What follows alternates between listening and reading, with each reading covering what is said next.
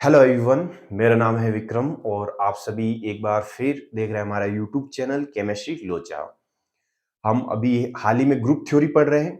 Group theory में हम one by one सारे टॉपिक डिस्कस करते हुए आगे चल रहे हैं और इसमें मुझे पता है कि सारे एग्जाम्पल डिस्कस नहीं कर रहा हूं मैं, क्योंकि एग्जाम्पल यदि सारे डिस्कस करूं तो वीडियो बहुत ज़्यादा लंबा हो जाएगा।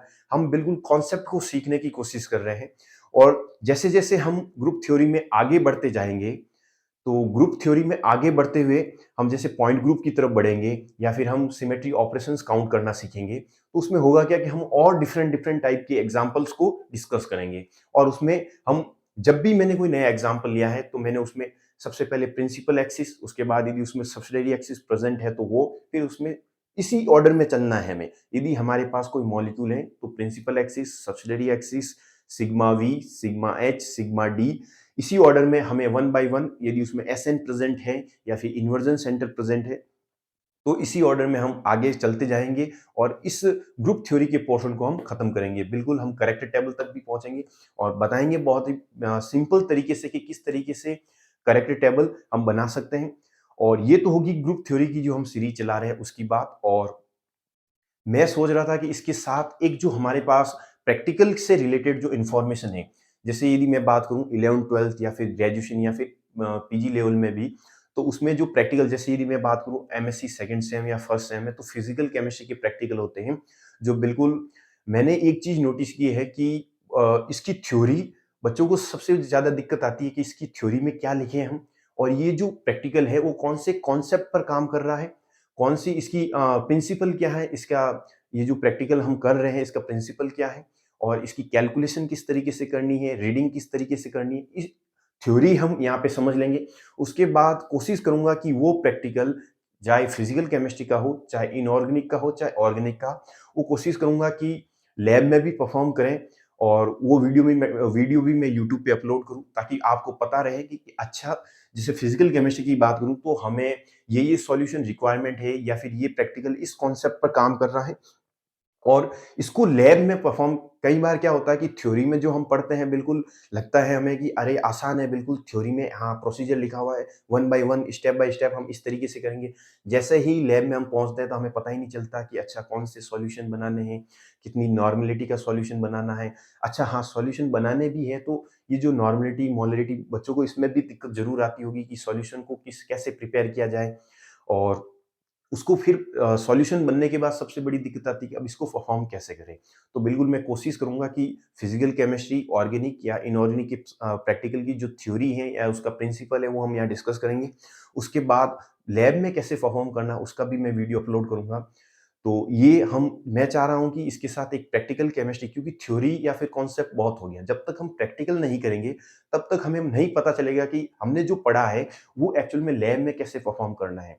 जैसे यदि मैं बात करूँ ऑर्गेनिक केमिस्ट्री की, तो ऑर्गेनिक में प्रैक्टिकल होते हैं, जैसे हमारे पास जो ऑर्गेनिक मिक्सचर दिया हुआ होता है उसको हमें सेपरेट करना होता है कि हमारे पास जैसे पार्ट ए पार्ट बी किस तरीके से हमें उसको सेपरेट करना है, हम उसकी थ्योरी बिल्कुल समझेंगे। इनऑर्गेनिक की यदि मैं बात करूं तो हमें एसिडिक और बेसिक रेडिकल हम 11th 12th से निकालते आ रहे। होता क्या था कि वहाँ एसिडिक रेडिकल, एक एसिडिक और एक बेसिक दे दिया जाता था। धीरे धीरे हम जैसे ग्रेजुएशन लेवल में पहुंचे तो हमें दो एसिडिक दो बेसिक, या फिर जब हम पीजी लेवल में पहुंचे तो 3 एसिडिक 3 बेसिक, और उसमें साथ में इंटरफेरिंग या फिर कॉम्बिनेशन भी मिला दिया जाता है। तो ये जो इनऑर्गेनिक सॉल्ट एनालिसिस हम करते हैं तो वो कौन से कॉन्सेप्ट पर काम करता है। जैसे इसकी जो पीपीटी बन रही है वो पीपीटी क्यों बन रही है, जैसे यदि पीपीटी बनी है तो वहाँ कौन सा कंपाउंड बना होगा तब उसकी, जैसे यदि मैं बात करूँ कि H2S गैस पास करते हैं जब हम सेकेंड ग्रुप में, तो ब्लैक पीपीटी आती है, तो वो ब्लैक पीपीटी क्या बना होगा वहाँ कंपाउंड, उसकी हम सब चर्चा करने वाले हैं हमारी इस प्रैक्टिकल सीरीज में।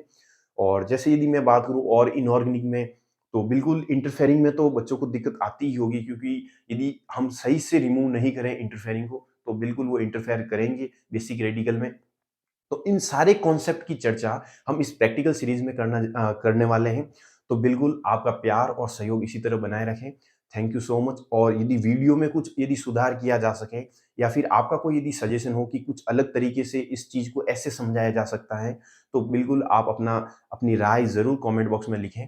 और वीडियो अच्छा लगे तो प्लीज आप चैनल को सब्सक्राइब करें, वीडियो शेयर करें, और इसी के साथ मिलते हैं हमारी प्रैक्टिकल सीरीज में। ग्रुप थ्योरी तो हम पढ़ ही रहे हैं, इसके साथ हम प्रैक्टिकल केमिस्ट्री की सीरीज भी स्टार्ट करेंगे। और बिल्कुल आप देखते जाइए किस तरीके से आपको लगेगा कि अच्छा, जो हम इतने इतने दिनों से जो हम जैसे प्रैक्टिकल, कई बार क्या होता है कि हम प्रैक्टिकल परफॉर्म कर लेते हैं, लेकिन हमें ये नहीं पता होता कि उसका प्रिंसिपल क्या है।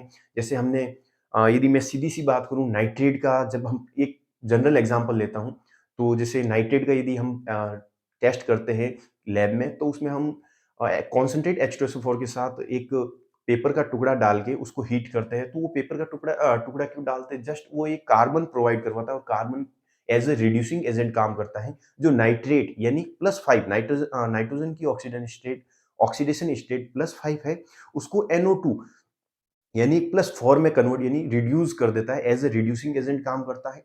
और हमारे पास रेडिश ब्राउन कलर की फ्यूम्स निकलती हैं। तो बिल्कुल आप देखते जाइए, वन बाय वन हम बहुत ही बेहतरीन तरीके से इन कॉन्सेप्ट को क्लियर करते हुए चलेंगे। थैंक यू सो मच, और इसी तरीके से आप अपना प्यार और सहयोग बनाए रखें।